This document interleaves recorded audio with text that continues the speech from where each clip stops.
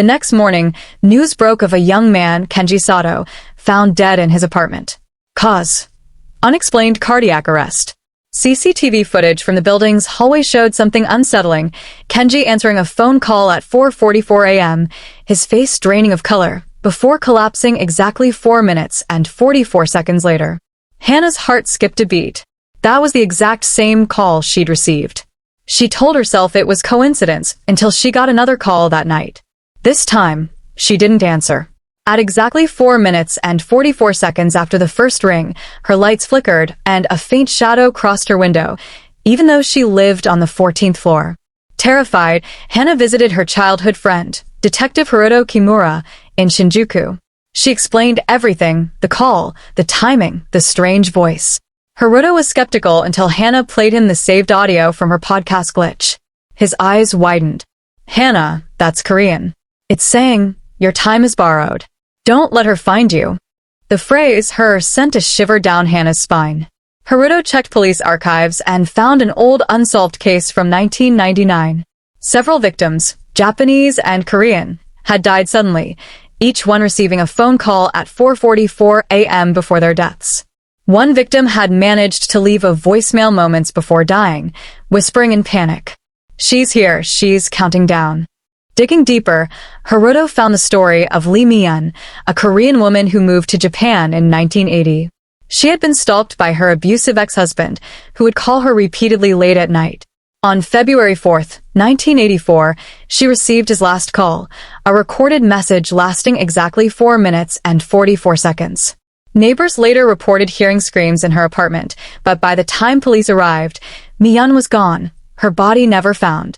A week later, her ex-husband died mysteriously after receiving a phone call at 4:44 a.m. Over decades, people connected to Mi-yeon's death, even distantly, started receiving these calls.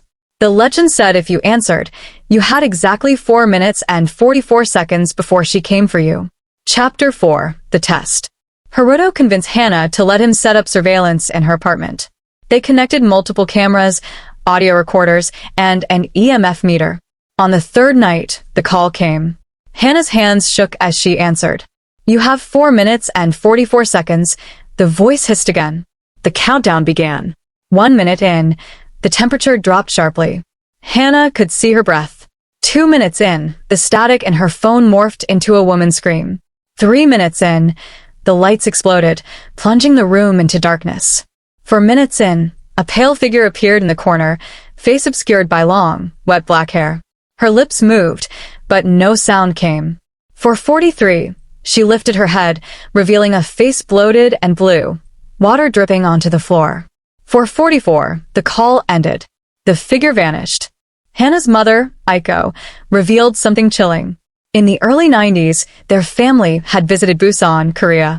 During that trip, Hannah, then only 5 years old, had wandered into an abandoned seaside building and met a woman who gave her a seashell, saying, "Keep it safe. I'll come back for it." Aiko remembered the woman's name tag, Mi-yeon. The seashell was still in Hannah's childhood belongings. Hiroto theorized that Hannah had been marked as a child. Mi-yeon's curse was patient. It could wait decades before claiming its victim. The legend suggested one way to break the curse: return what belonged to Mi-yeon to the exact place it was taken, before the final call. Hannah and Hiroto flew to Busan. The seaside building was now half-collapsed, waves crashing through its broken walls. Inside, Hannah could hear faint whispers counting. "Sammy, 2 minutes left." The final call came. Hiroto urged her to throw the seashell into the ocean. As she did, the countdown stopped at 4:43. But then, a cold hand gripped her wrist. Mi-yeon's face emerged from the dark water below, her voice finally clear. "Thank you, but you kept it too long." She yanked Hannah into the freezing water. Hiroto dived in and pulled Hannah out. She wasn't breathing. He performed CPR until she gasped back to life. Relieved, he thought they had won. Hannah sat up in her hotel bed, gasping for breath. Hiroto was still asleep in the chair, exhausted from the night's events. She reached for the water glass, but froze. The hotel clock blinked, 4:44 a.m. Her phone wasn't ringing this time. Instead, the television switched on by itself, an old CRT model they didn't even use anymore. Static filled the screen, and faint Korean whispers echoed through the room.